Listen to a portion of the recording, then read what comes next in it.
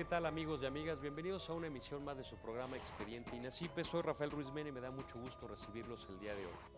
En esta oportunidad tenemos un programa muy especial porque se trata de conmemorar 50 años de muchas cosas, de una vida académica, de una vida profesional, de una vida en la docencia, de un hombre insignia en el Foro Penal en México, que es el doctor Ricardo Franco Guzmán, a quien le doy la más cordial bienvenida el día de hoy.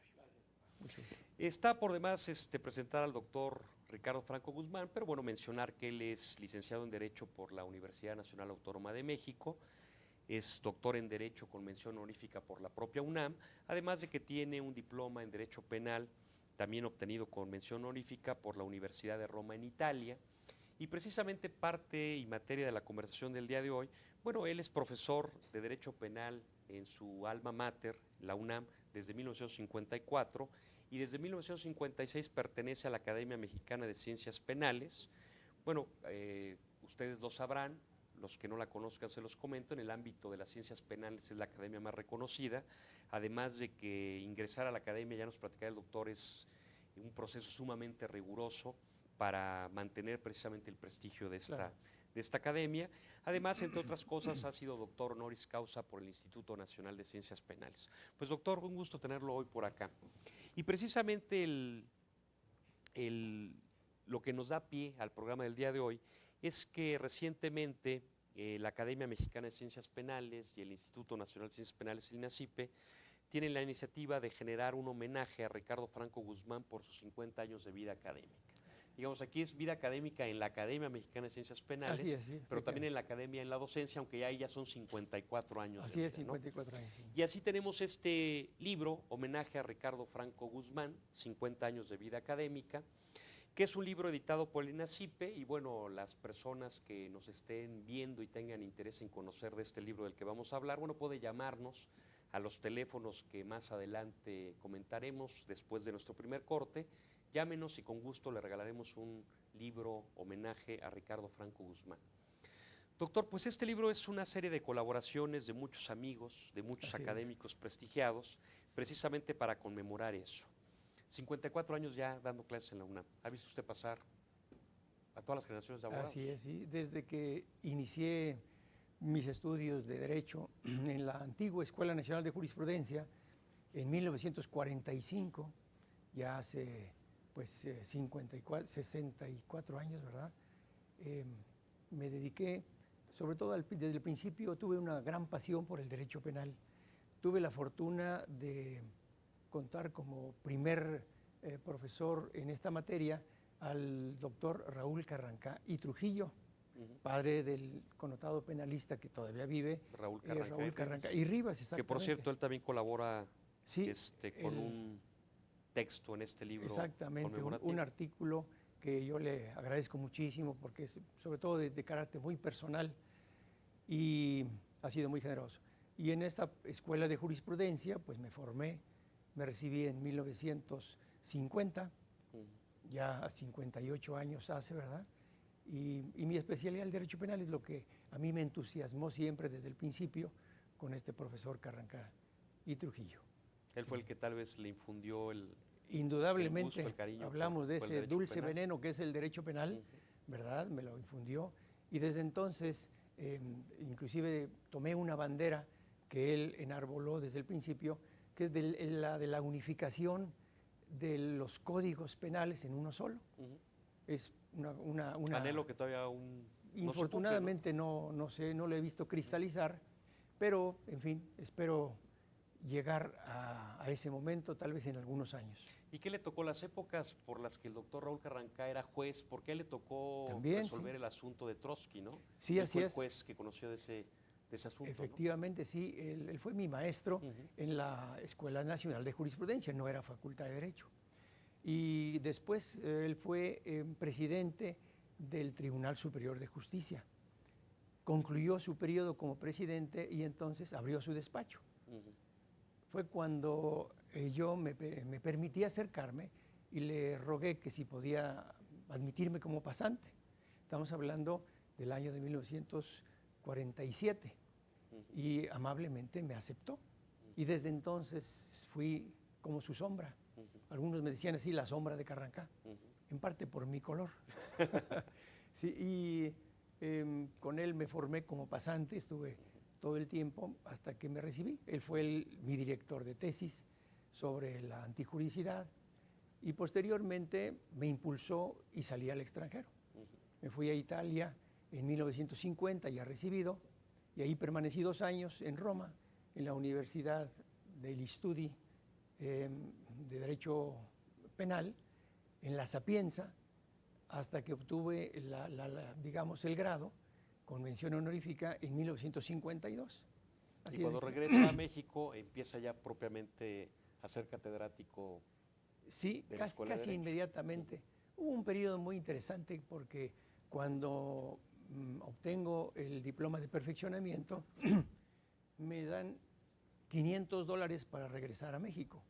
Me puse a pensar, bueno, $500, y ya dentro de 3 días estoy en México, no. Yo creo que debo alargar este periodo. Y entonces lo que hice fue ser contratado en un barco como grumete, y así le di la vuelta al mundo por el oriente. Entonces estuve 100 días en un barco, barriendo, tirando la basura, pintando mástiles, pintando los barandales, y me brindó la oportunidad este viaje de bajarme en cada puerto al que llegábamos. Así el primero al que llegamos después de Génova, salimos de Génova, era un barco Sir John Franklin de la compañía Isbransen, y hicimos la travesía hasta Alejandría. Llegamos ahí, se quedaba 8 días, aproveché para ir al Cairo, en época de 1952. Posteriormente regresé a Alejandría, una semana, atravesamos el canal de Suez y llegamos a Jeddah. Y pues, se quedó otros 8 días, en barco de carga y de pasajeros. Claro. Entonces, después de Jeddah, en Aden, y así, después fuimos a Karachi, después a Bombay. En cada punto se quedaba varios días, que yo aprovechaba para conocer. Para conocer. Y mientras tanto, cuando estábamos en alta mar, a trabajar en estas labores, ¿no? Después de Bombay, a Chittagong, un puerto amarillo del Pakistán. Estaba dividido en 2 territorios, occidental y oriental. Después de Chittagong estuvimos en Singapur, y de Singapur todo el mar de la China. Por cierto que me pagaban a mí $8 diarios, y ahí se aumentó a $16 diarios porque el mar de la China estaba todavía con muchas minas marinas. Entonces era una suerte de bono de riesgo. Y era peligroso, exactamente, sí. Hasta que llegamos a Japón, a Osaka, y ahí lo que hice fue tomar una maletita e irme por el interior del Japón. Estuvimos casi un mes en lo que llegaba el barco a otros puertos, a Kobe, a Shimizu y finalmente a Yokohama. Y ya entonces, de regreso, volví a tomar el mismo barco después de haber estado en varias pequeñas ciudades y hasta Tokio y ciudades interesantísimas como Nikko, sí, exactamente. Ya regresé, tomamos el barco en Yokohama, y fueron 14 días para llegar a San Francisco. Y ya llegando a San Francisco, ya me bajé del barco, me despedí de todos. Y esto hizo cuando ya acabó sus estudios en... Claro, sí, en 52. Pero fue una experiencia extraordinaria. Y para alargar todavía más, lo que hice fue venirme en ferrocarril desde San Francisco hasta México. Hicimos 2 semanas. O sea, fue toda una travesía. Toda una travesía, hasta que llegué ya aquí. Entonces fui a saludar a mi querido maestro don Francisco González de la Vega, y su secretario particular, Humberto Romero, me dijo que por qué no trabajaba ahí en la Procuraduría. Y en el septiembre del 52 me nombraron agente del Ministerio Público Federal, como se llamaba entonces. Ahora se llama de la Federación. Esto entonces me permitió, pues, conocer la Procuraduría General de la República. Y al año siguiente, en el 53, tuve la gran oportunidad de dar clases en la Escuela Libre de Derecho, sustituyendo a don Felipe Gómez Montt, que entonces había sido...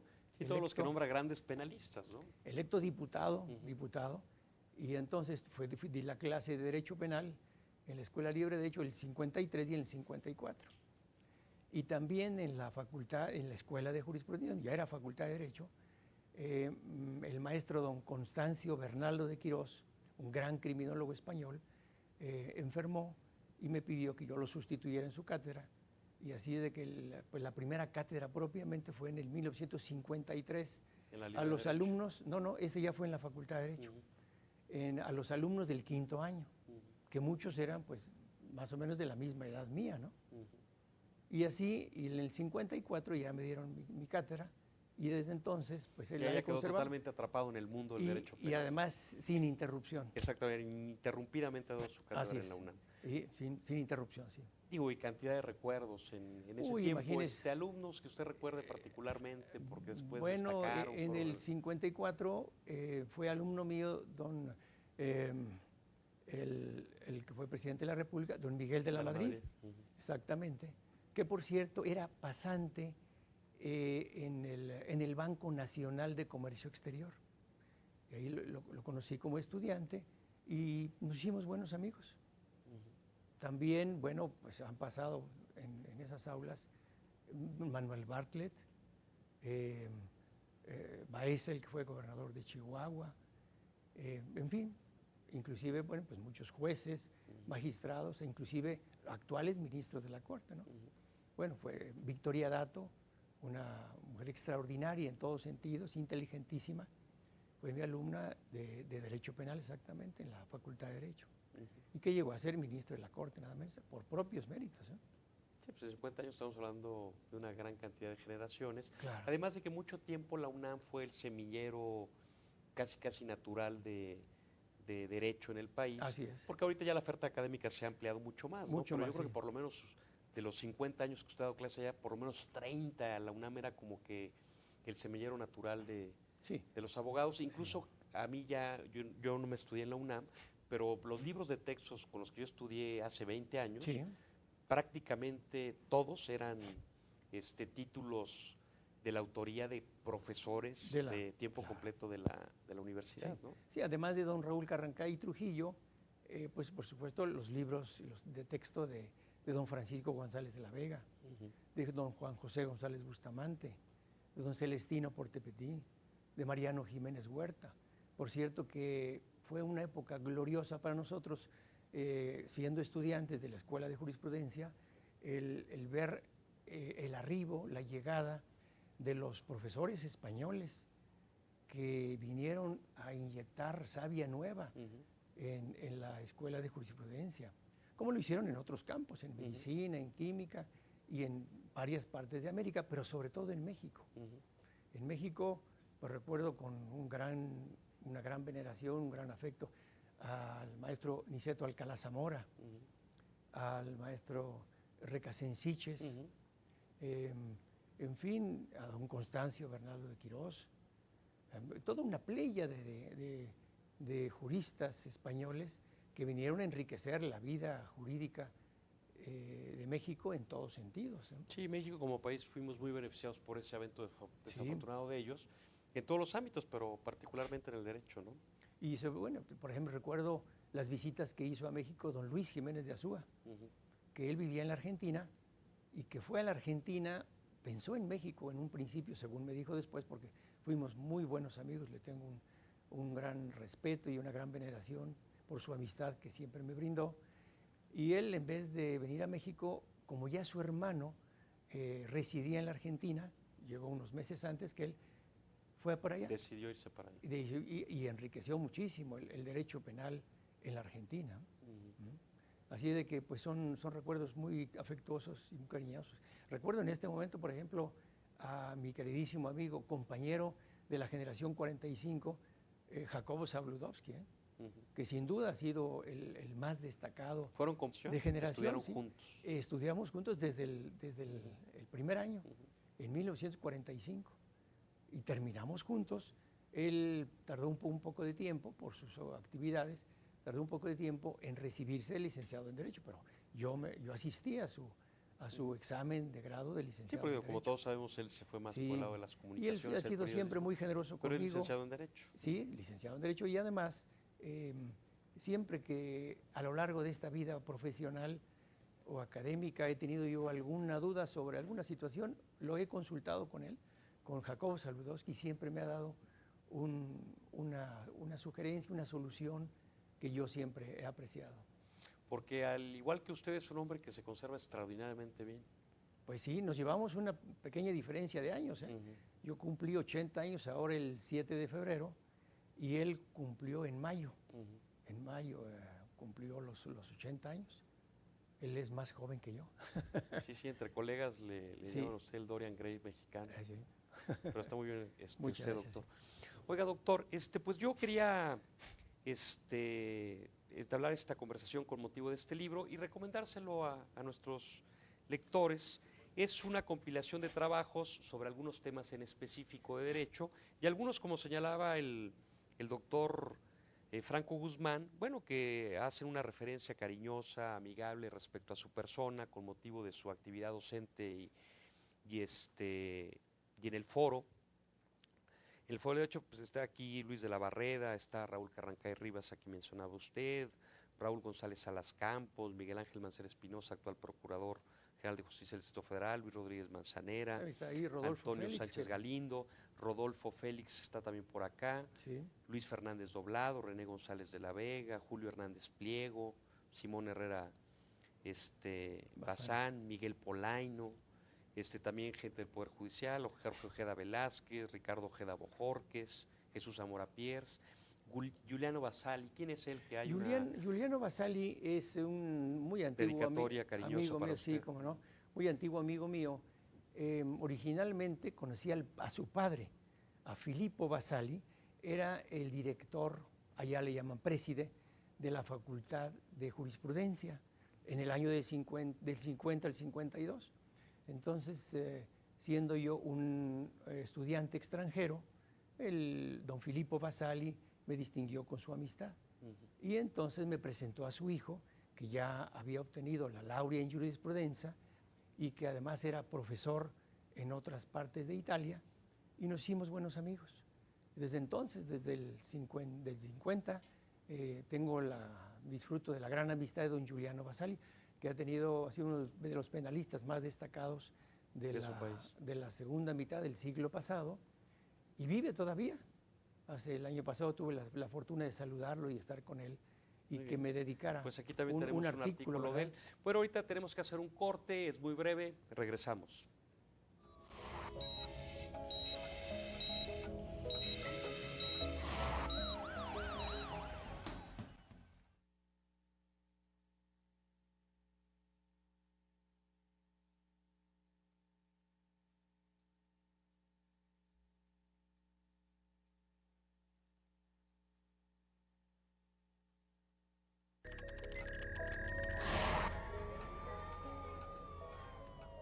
Bien, regresamos. Gracias por continuar con nosotros.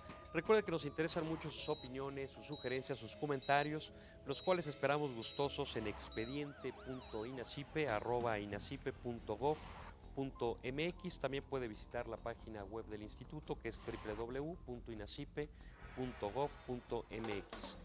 Como les comentábamos, aquellos interesados en el libro Homenaje al doctor Ricardo Franco Guzmán, llámenos al 54 87 15 00, a las extensiones que aparecen en pantalla, y con gusto les haremos llegar el libro Homenaje al doctor Ricardo Franco Guzmán, que decíamos es un compendio de artículos de distintos temas de derecho penal y algunos referentes a su actividad académica y en el foro mexicano en el ámbito del derecho penal. Doctor, sí, platicábamos de esta parte de su vida en el ámbito docente, sí, pero decíamos que en esa misma época lo nombran a usted agente del Ministerio Público Federal, 1953. 52, sí. Y es cuando inicia también la brega en el ámbito del derecho penal, pero ya como Ministerio Público o en el foro. No, como litigante, como litigante. Ya. Y básicamente usted se ha dedicado al litigio toda su vida. Sí, porque estuve muy corto tiempo en la Procuraduría, y ya en 53 propiamente abrí mi despacho profesional de abogado. ¿Sí?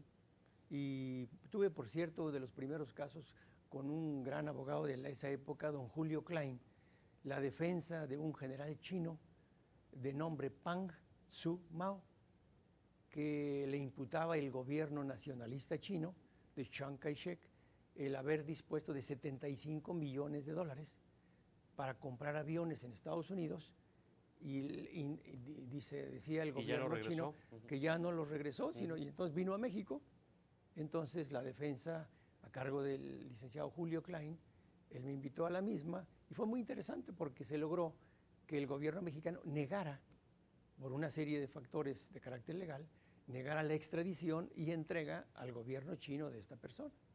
Y conocí muy bien en esa época el famoso Palacio Negro de Lecumberri, que era la única institución de reclusión y de extinción de la pena de prisión que teníamos.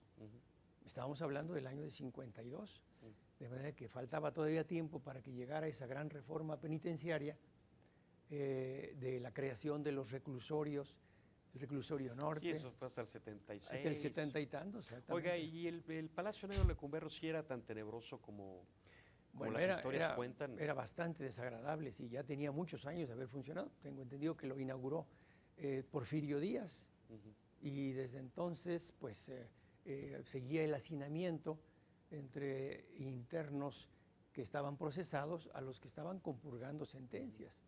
No había la diferenciación entre reclusión y extinción de pena de prisión. Sí, era bastante tétrico el lugar. ¿Y usted se ha dedicado fundamentalmente, doctor, a la defensa? Sí, esencialmente. ¿O también eventualmente a la imputación? Eventualmente, o pero al menos, sobre todo a la defensa. Digamos un 10% a la acusación, a presentar denuncias en contra de algunas personas, ¿no? Sí. Pero sobre todo defensas. Pero finalmente usted se concibe como un defensor. Y coincidentemente han sido cuestiones de homicidio los casos más interesantes. Hace 40 años, el año de 1968, ocurrió la famosa muerte del conde d'Acquarone, Cesare d'Acquarone, ocurrida en Acapulco, en que pues, el delito aparentemente, digo aparentemente porque muchos pensaron que no era la autora del mismo, se le imputó a la señora Sofía Bassi, y otros pensaban que había sido la hija, la esposa del conde, Clairette Dierix d'Acquarone. Fue un caso muy sonado de hace 40 años que tiene todos los perfiles de una telenovela porque realmente coinciden muchos factores. ¿Y usted participó en él? Sí, participé, pero no en la defensa de la señora, sino representando a los intereses de la familia d'Acquarone, que me llamó la madre del conde, la señora Maddalena Trezza d'Acquarone, la duquesa d'Acquarone, y me encomendó que yo vigilara, que estuviera atento de cómo se desenvolvía ese proceso para evitar la impunidad. Y se logró, pues, finalmente. ¿Y este asunto en qué desembocó? Desembocó en que al principio fue decretada la formal prisión de la señora Sofía Bassi, y posteriormente hubo una situación pues, que no dudo en calificar una maniobra, una burda maniobra de manipulación del arma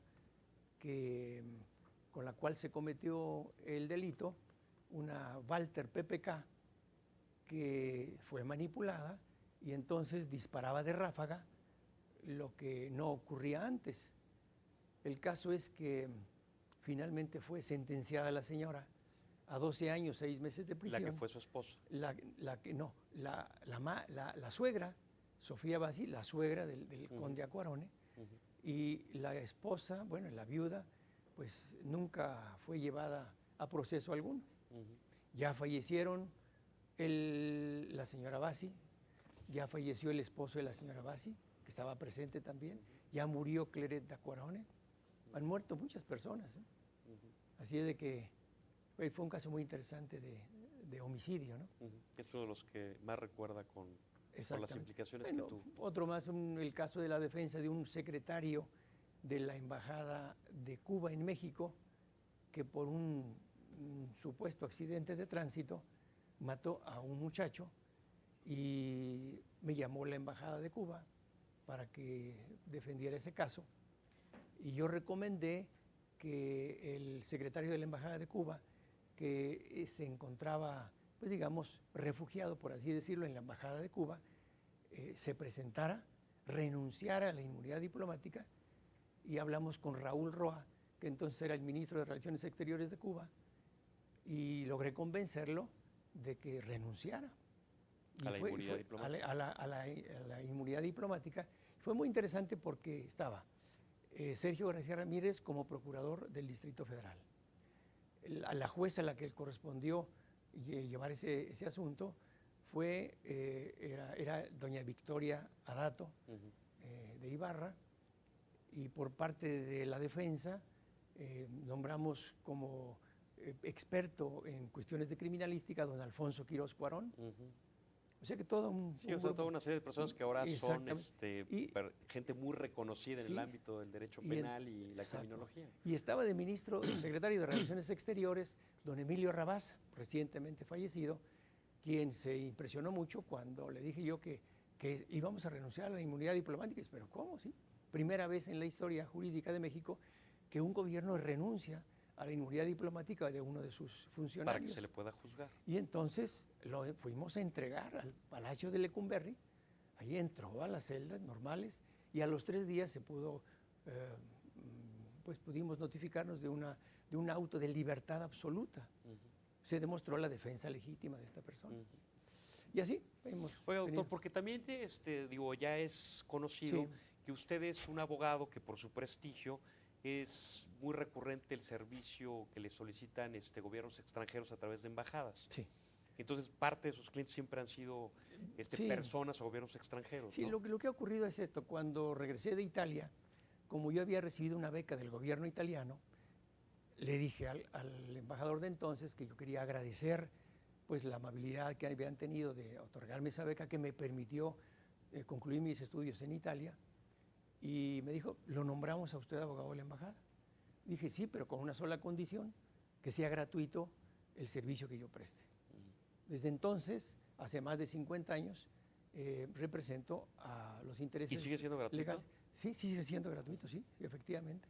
Y lo mismo ocurre con otras embajadas, son más de 20 embajadas, porque una, pues, hizo O sea, ha representado a más de 20 embajadas. Sí, no tengo actualmente, sí.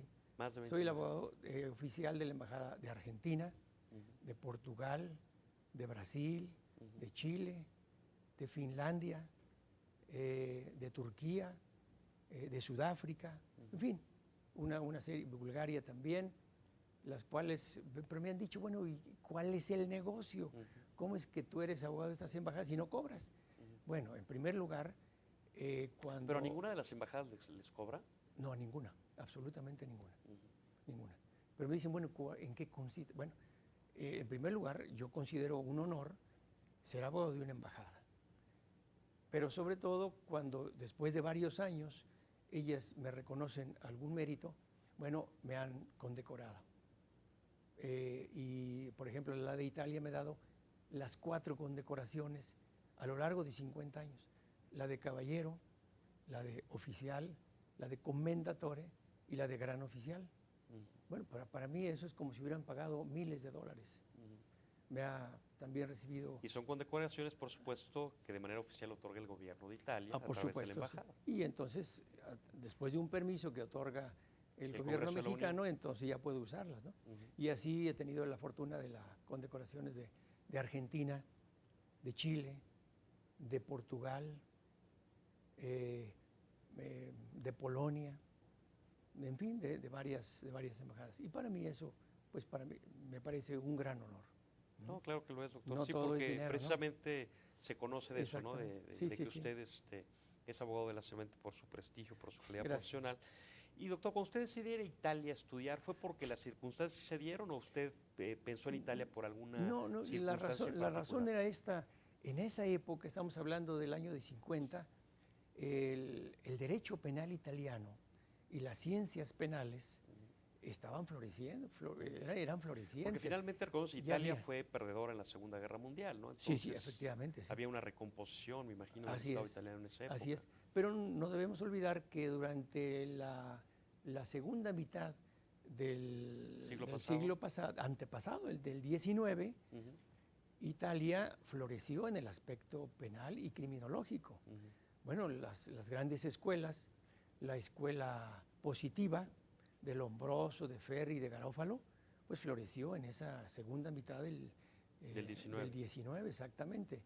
Y después influyeron, por ejemplo, influyó la escuela positiva en el famoso Código Penal de 1929, que fue, digamos, elaboración de de Almaraz Harris. Entonces, yo pensando, y tenía razón, que los grandes penalistas de esa época, europeos, estaban en Italia, pues me fui a estudiar allá. Tuve la fortuna de trabajar, de estudiar con el profesor Filippo Grispini, con el maestro Benigno Di Tullio, con el profesor Velotti. También pues asistí a clases con el profesor Giovanni Leone, que después fue presidente.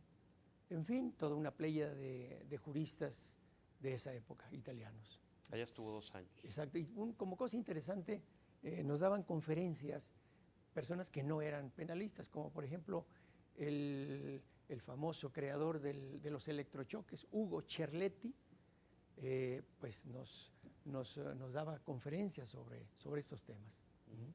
Además, doctor, usted que vivió allá y además por su relación profesional con la Embajada de Italia, yo tengo la sensación, cuando he visitado ese país, que tal vez son mucho como nosotros, ¿no? Su cultura, su forma de ser. Incluso siento, desde mi perspectiva, que más que el pueblo español, ¿no? Yo siento que más que el italiano nuestra forma de ser es más como el italiano. Entonces esto lo pregunto también que en el sentido de que sus normas, su derecho penal, tendría de alguna manera como que una aplicación en el plano real, como podría suceder en México, ¿no? Exactamente, sí, como son muy apasionados, muy fogosos, muy grandilocuentes, ¿verdad? Y pienso su estructura familiar es mucho como la mexicana. Como la también, mexicana, ¿no? sí. O sea, familias muy unidas. Sí, a diferencia de otros países que son pues, muy diversos, ¿no? Claro, el español también es muy semejante, ¿no? O nosotros somos muy semejantes a los españoles en ese aspecto, ¿no? Y hay grandes penalistas españoles, ¿eh? También, bueno, aparte de Jiménez de Azúa, bueno, pues se quedó allá Eugenio Cuello Calón. Y también estuvo por acá Mariano Jiménez Huerta, ¿no? Jiménez Huerta como gran penalista. Don Mariano Ruiz Funes, un gran criminólogo también. Son de los que vinieron a inyectar esa savia nueva aquí al cuerpo penal mexicano, del derecho mexicano. Oiga, doctor, ¿qué tanto ha cambiado el ejercicio de la profesión de 1950 para acá? Usted que lo ha vivido en el foro. Bueno, yo creo que en el aspecto de legislativo, mucho, ¿eh? No hay duda alguna que nosotros hemos avanzado a grandes pasos en todo aquello que es la dogmática penal. Los estudios que se han desarrollado o se desarrollaron en la segunda mitad del siglo pasado, del 50 al 2000, son extraordinarios, ¿eh? Basta ver nada más los libros que teníamos en el 50, eran unos cuantos. El libro de Carrancá, el libro de Jiménez Huerta, de González de la Vega, pero ya al terminar 2000 son cientos los libros de derecho penal de parte general y de parte especial que se han editado. Ahora, ¿y esto cómo se ha traducido ya en el foro? Por ejemplo, usted como abogado, ¿cómo lo vive? ¿Cree que ha habido, o sea, que este crecimiento del derecho penal, esta evolución ha sido en positivo para efectos de cómo llevar los asuntos, el transparencia? En positivo mucho, en el aspecto legislativo, tenemos todavía actualmente una muy buena legislación penal y creación justamente de juristas como Celestino Portepetí, como Jiménez Huerta también, como Sergio García Ramírez, como Victoria Dato. Y no hay duda alguna de que hemos avanzado mucho en ese terreno. Hay que ver además cómo está integrado, digamos, el Poder Judicial, tanto del Fuero Común como del Fuero Federal. Tenemos actualmente magníficos jueces del Fuero Común, que son doctores en Derecho, que han escrito obra y que en sus sentencias se traduce pues, su sapiencia. Y ya no digamos en el aspecto federal. En el aspecto federal ha avanzado muchísimo el derecho penal. Magistrados, jueces de distrito y ministros de la Corte que son extraordinarios en todos aspectos, ¿eh? Son algunos doctores en Derecho y algunos tienen obra jurídica escrita impresionante. Entonces usted percibe una evolución en positivo, En tanto de positivo, la sí. norma jurídica, o sea, el Sí, sí, trabajo sí. legislativo, como también de cómo han ido evolucionando los tribunales, tanto locales como Mucho, federales. mucho. Tanto los tribunales del fuero común como penales, ¿verdad? Como los federales han evolucionado extraordinariamente. ¿No han evolucionado desproporcionadamente? De pronto da la impresión que el Poder Judicial Federal está mucho más preparado que los locales. ¿Sí es así o en materia penal no es Sí, tan, no, sí, sí, tan drástico? coincido con usted. El Poder Judicial Federal está más bien preparado que el Poder Judicial del fuero común. Y también tiene que ver con cargas de trabajo, ¿no? Indudablemente, si no, no hay más que ver cómo tenemos esos tribunales del fuero común llenos de expedientes, una carga extraordinaria, abrumadora, pero hay magníficos jueces. Claro. Yo diría que un 80% de los jueces son extraordinariamente Bueno, bien ahorita preparados. nos platica, doctor, Sí, si a su juicio la reforma penal, sí. a la que volveremos después del corte, puede contribuir que eventualmente a desahogar un poco las cargas de trabajo de los tribunales y eventualmente hacer de la justicia penal lo que pretendemos que sea, ¿no? Bueno, regresamos en un momento más. No se vayan.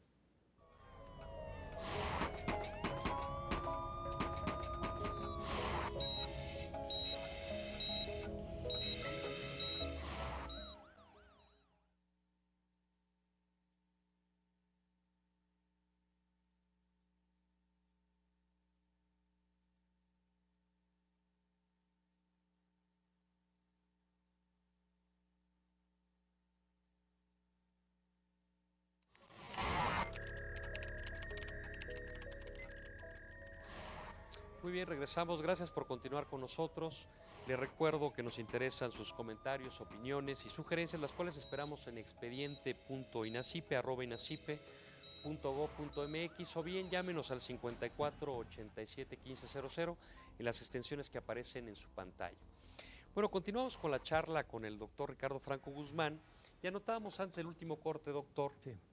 el tema que es ahorita irremediable en materia penal, Sí, sí. que es la reforma al sistema de justicia penal, que fue una reforma constitucional de suyo importante, pues son 10 artículos que impactan al proceso penal, pero también otras cuestiones relativas al sistema penitenciario, al sistema de seguridad pública.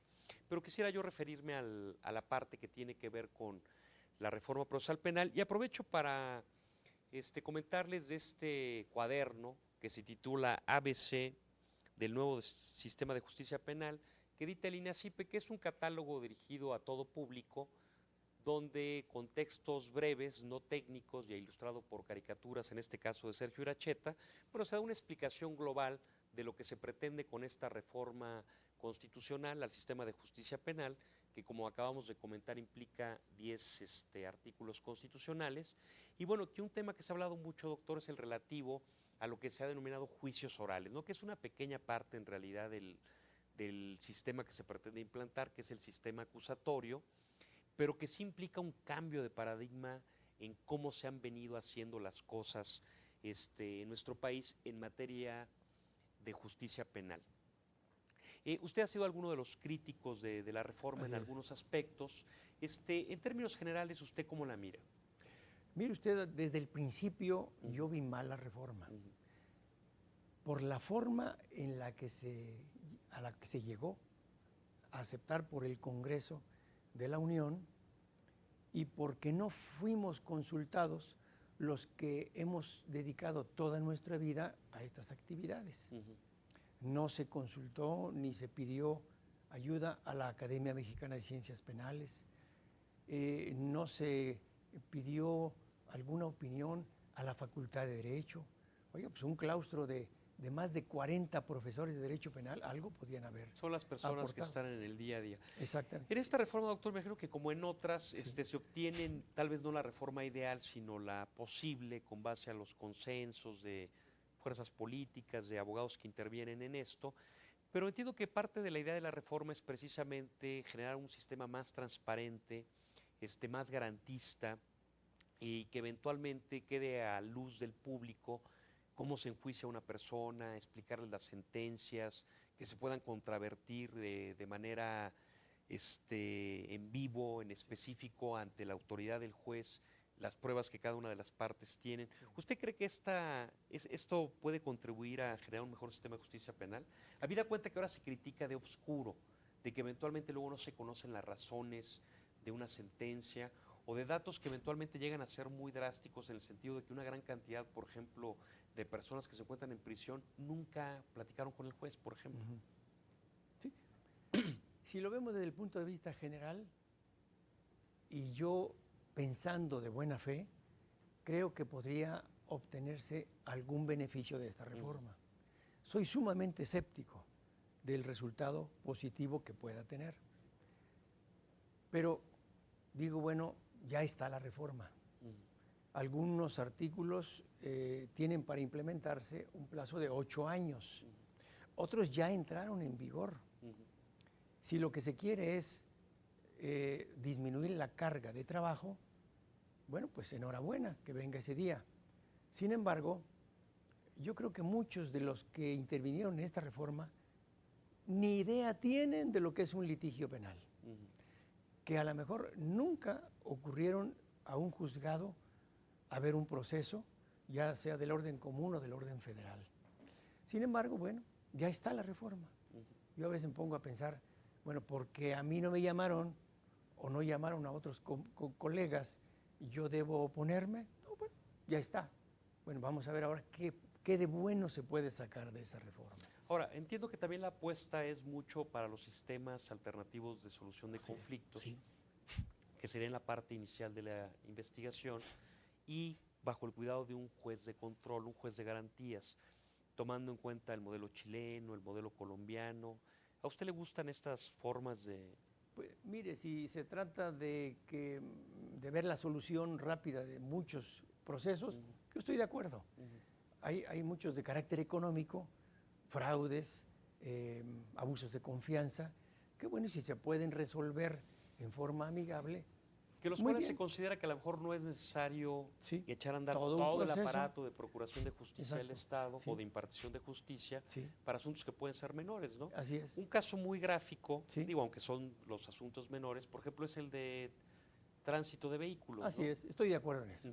Por ejemplo, ese tipo de eventos pueden darse salidas muy fáciles, ¿no? Básicamente los de o tipo bien económico. cheques sin fondos. En fin, sobre todo los patrimoniales podrían tener esas soluciones de avenencia entre las partes, ¿verdad? Pero hay otros que a mí me han preocupado muchísimo, ese deseo de que se introduzca el sistema del llamado de plea bargaining, que es la negociación de la negociación. Penal. Pero eso propiamente no está establecido. No, sí, cómo no, sí. Porque no se puede negociar. Es decir, en reconocimiento de culpabilidades y donde alguien reconoce que cometió el delito para que nos vayamos a sentencia, eventualmente la ley secundaria, si así lo establece, podrá determinar una pena menor. Pero no se puede negociar con el Ministerio Público al momento de estar responsabilizando a alguien de la pena, ¿no? Porque eso sí pasa en el sistema de justicia estadounidense. Donde vemos que, oiga, pues mira, tú cometiste, te acuso de tal, tal y tal. Pero si aceptas solamente ser responsabilidad en estos términos, ahí quedamos. Eso no se va a poder hacer en México. Precisamente en el libro de este homenaje hay un artículo de Jesús Zamora Pierce. Zamora Pierce, exactamente, donde relata, y uno ve con estupor esa situación de que en Estados Unidos a una persona se le imputa un determinado delito. Y entonces el Ministerio Público le dice, conviene que usted llegue a un arreglo conmigo y que se declare culpable, porque en esa forma se puede obtener, en vez de 6 años de prisión, 6 meses de prisión. Yo, Ministerio Público, le sugiero esto. Pero, no, sin duda, vamos con el juez. Van con el juez y el juez examina el caso y dice, sí, yo sugiero que usted se declare culpable. Y el Ministerio Público tiene razón, le puede imponer 6 meses. Y que de hecho son escenas que luego vemos 6 meses. en películas. Pero lo peor de todo es que luego el defensor, el abogado defensor, es el que le dice que sí, que le conviene que se declare culpable. Bueno, eso a nosotros nos para los pelos de punta. Y eventualmente el que osa declararse inocente... Ese les espera todo un proceso. Va todo a la además gastos enormes. Ahora, me interesa este tema, doctor, porque hasta donde yo entiendo, eso no se va a poder hacer en nuestro sistema. O sea, sí va a haber reconocimiento de culpabilidad. Es decir, que si alguien admite, eventualmente por esa admisión, si así lo establece el Código Procesal Penal, podrá tener un derecho a una pena menor. Ujú. Pero entiendo que cuando le está fincando cargos el Ministerio Público, no se negocian. Pues, Eventualmente lo que se negociaría, tal vez, según entiendo sí, yo, sí. sería un arreglo, sobre todo en aquellos tipos de delitos de carácter económico, Ujú. donde ya las partes lleguen a un arreglo para ya no irse al proceso penal, Bueno, ¿no? si es eso, qué bueno. Ujú. Pero yo tengo mis dudas de que esa parte no se implemente. ¿Los juicios Y no- públicos y orales le gusta el esquema o no? Pero si los tenemos actualmente, Pero sí tenemos los tenemos, juicios doctor. públicos, Ujú. la audiencia es pública, solamente quien no quiere no va a esa audiencia.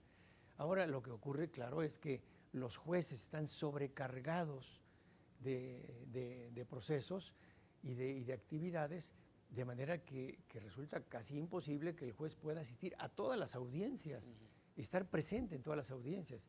Esa es una cosa que, bueno, que hemos conversado, abogados que estamos en esto desde hace muchos años, y vemos que va a ser casi imposible, Ujú. a menos que se destinen millones y millones de pesos al, a crear nuevas plazas, ¿verdad? Porque ahí el Pero, principio de inmediación es básico, ¿no? Es decir, que el juez por sí y ante él sí, se desahoguen las pruebas y pueda oír los testimonios sí. y pueda apreciarlos, ¿no? Sí. ¿Usted cree que esto se cumple en el sistema actual, aun cuando estemos en un supuesto en que el No. juez efectivamente esté presente durante el desarrollo No, de la pero audiencia? mire, en la actualidad, digamos, en muchas audiencias, en una gran mayoría, el juez no está presente. Es cierto esto, pero ahí está el juez.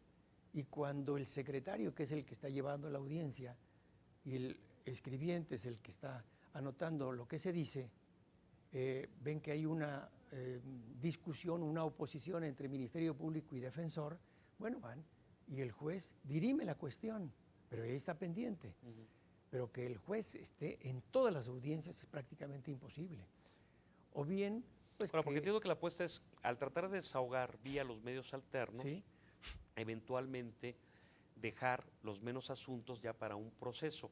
Por ejemplo, entiendo que en Chile, por ejemplo, sí, del 100%, digamos, de las denuncias, finalmente llegan a juicio solamente el 7-8%. sí, sí, sí. Porque si llegasen más, creo que colapsaría el sistema. Entonces entiendo que aquí un poco la apuesta es eventualmente avanzar ante eso. Fíjate, me comentaba un consejero de la Judicatura en Nuevo León Sí, que él apreciaba cuando iniciaron los juicios orales allá, sí, este, que el hecho de que el juez estuviera presente en la audiencia, sí, en esos salones de juicios orales sí, sí. que ahora se están popularizando mucho, y dicho también por los jueces, que era importante para ellos darse cuenta hasta de la actitud de eventualmente de un testigo Sí. o de la persona que se imputa, ¿Cómo reaccionaba? exactamente sus Ujú. reacciones, Sí, sí, todo eso a lo mejor no lo percibimos ahora, ¿no? sí, sí. Sí Pero, creo. pero eso, Ujú, pero eso lo puede percibir el juez actualmente, claro, con menos posibilidades, porque no tiene tiempo materialmente. ujú. Si uno ve cómo están recargados los jueces penales del fuero común, los Sobre todo los del federales, Foro Común, ¿no? sí, sí, y los federales también. Ujú. Y hay magníficos jueces federales, ¿eh?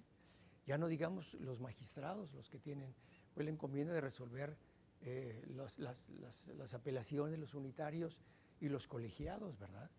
Pero, en fin, bueno, vamos a ver, estamos ensayando, ya está la reforma y ahora se trata de implementarla. Bueno, yo en lo personal digo, bueno, pues vamos a trabajar con lo que nos dan.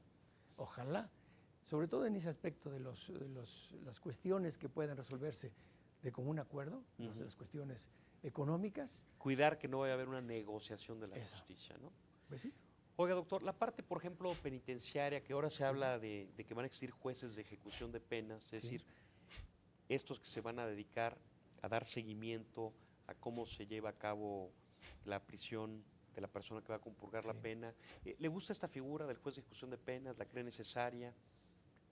Pues en realidad la considero sí necesaria, pero es un problema financiero, un problema económico. Ujú. El problema penitenciario ha sido ese. Quienes vimos lo que era pues la cárcel o la prisión de Lecumberri en los años 45, que fue cuando comencé a asistir a las prisiones, y en la actualidad, pues vemos que fue un gran logro lo que se hizo en los años 70, con el doctor García Ramírez, con Victoria Dato, con Piña Palacios. Era una forma de con tantos humanizar otros, la prisión, claro. ¿no? Entonces se creó el reclusorio norte, que fue originalmente creado para 1900, 2000 internos máximo. En la actualidad alberga cerca de 10,000 personas. Usted sabe que hay internos que son 30 personas que duermen en un cuarto de 4x4, de pie. Digo, pues eso es peor que la esclavitud, ¿no? Peor que en la Edad Media. El reclusorio Oriente, que fue el segundo, también más o menos la cantidad de personas que están actualmente en 8, 10, 9,000. Y en el sur, que es el mejorcito que tenemos, pues también es una situación muy particular. Y aparte es un fenómeno que se reproduce en todo el país, ¿no? Exacto. Es decir, el hacinamiento. Claro. Y hay que ver, por ejemplo, en Estados Unidos, más de 2 millones de personas se encuentran en prisiones. Más de 2 millones. Hay que ver si la solución es la prisión o no. O la pena de muerte, ¿no? Yo estoy opuesto a la pena de muerte, ¿no? Pero claro, cuando oigo que una persona secuestra a unas adolescentes, que las viola, que las mata, como que se me hace un poco duro oponerme a que esta persona algún día obtenga la libertad, ¿verdad? Claro. Ahora, sí. Sobre todo en se habla estos eventos que conmocionan a la sociedad. Se habla de la cadena perpetua. Pues la cadena perpetua la tenemos ya en México propiamente. ¿Quién soporta una pena de 20 a 70 años de prisión? Sí, ahorita la máxima es 70 de años. 70. Ponga usted que una persona cometa el acto a los 20 años, más 70, difícilmente saldrá a los 90. Si es que no muere Y antes. además, en la mayoría de estos tipos de delitos graves, no se permite la preliberación. Oiga, doctor, ahorita que comentaba, y Sí. tiene que ver esto con esto de la prisión, aquí en el programa hemos hablado y le hemos denominado, por llamarlo de algún modo, populismo penal. Es decir, que hay una gran cantidad de acciones que son consideradas como delitos. Tal vez parte de el combatir esta sobrepoblación penitenciaria tenga que ver con eso, ¿no? Es decir, una serie de conductas que no deben ser consideradas delitos, porque parece que hay una tendencia a que de pronto, para ejercer control sobre determinadas áreas, por ejemplo, tipo ecológico, ¿no? Pues delito, Sí. convertir todo en delito. Sí, se ha aumentado, el número de tipos delictivos ha aumentado indudablemente. Pero sí deberíamos reducir del ese que catálogo existía, considerablemente, ¿no? Sí. Ahora ya delitos ecológicos. En la época en que estudiamos no existían los delitos ecológicos. Sí, y ahorita hay casi más delitos electorales. en las leyes especiales que en el propio Código Penal, ¿no? Exactamente, sí. Y muchos, los abogados, pues los desconocen. Bueno, nosotros que estamos en el ámbito penal, hay tipos delictivos que no conocemos, pues tenemos que estar hurgando. Hoy que hace 2 meses se creó un tipo delictivo sobre tal, bueno, pues vamos a ver de qué se trata, ¿no? Por eso es la importancia de que uno como abogado litigante también esté en la cátedra. Esa unión de cátedra y litigio es una forma de mantener. Indudablemente, cuando uno da cátedra tiene que mantenerse al día, porque si no, pues se queda atrasado. Y el litigio es un magnífico campo para poner en práctica los conocimientos teóricos que se imparten en la facultad, en la cátedra, ¿verdad? Sí, y es como se vive el derecho penal. Es exactamente, sí. Oye, doctor Franco, yo quiero agradecerle mucho esta charla, No, pues a ustedes, salpicada de muchos temas, de su vida académica, de su Gracias. estancia en Italia, de su vida en el foro penal como abogado, de personas, de gobiernos extranjeros representados por sus embajadas, su muy breve opinión respecto a la reforma penal. Digo, realmente muchos de los temas que implica la reforma penal ameritarían un programa completo para abordarlos en lo particular, pero digo, es muy relevante conocer su opinión. Y pues yo quiero agradecerle su participación, doctor, felicitarlo por sus más de 50 años como profesor de la Universidad Nacional Autónoma de México, de su vida profesional, y bueno, que se condensa en este homenaje que la Academia Mexicana de Ciencias Penales, el Instituto Nacional de Ciencias Penales y sus amigos, alumnos que colaboraron en este libro, le hacen de manera muy merecida. Gracias por estar acá con nosotros. Muchas gracias a ustedes por su sintonía y recuerden que nos vemos aquí el próximo lunes a las 7 de la noche. Gracias.